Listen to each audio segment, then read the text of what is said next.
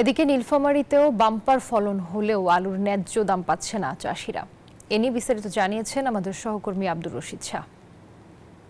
নীলফামারীর পঞ্চপুকুর এলাকায়, এই এলাকায় ব্যাপকভাবে আলু চাষ হয়েছে। যদি আপনাকে একটু ক্যামেরার মাধ্যমে দেখাই তাহলে আপনি দেখতে পাচ্ছেন যে যদিও বাম্পার ফলন করেছে এখানকার কৃষকরা, তবে দাম নিয়ে সংখ্যায় আছে এই কৃষকরা। তবে কৃষকরা দাবি করছে যে তাদের প্রতি বিঘায় ৩০ হতে ৩৫,০০০ টাকা খরচ করেছে। তবে এই খরচের যে শঙ্কিত আছে, এই খরচ কখনো উঠবে না।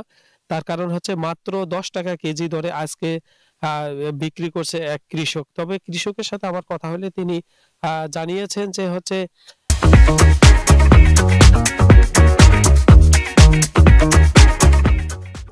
তাদের ১০ টাকা যদিও বিক্রি করছে, তবে পাইকার অনেক সময় পাওয়া যাচ্ছে না। আলুর বয়স অলরেডি বেশি হয়ে গেছে এবং সময় মতো যদি আলুটা তুলতে না পারে তাহলে এই সব কৃষক যে পরবর্তীতে যে আপনার চাষ করে আবাদ করবে, বড় মৌসুম শুরু হয়ে গেছে। এখন যে আলুটা যারা আবাদ করছে, কিন্তু ওরা ১০ টাকায় আলু বিক্রি করলো, সে পাইকার পাওয়া যাইতেছে না। সে পাইকার পাওয়া না গেলেও এখন যে আলুটা ধরিয়ে আছে, এখন তো সেচ লাগাতে পাবে না। তো এখন সেই নিয়ে চিন্তা ভাবনা কৃষক করতেছে।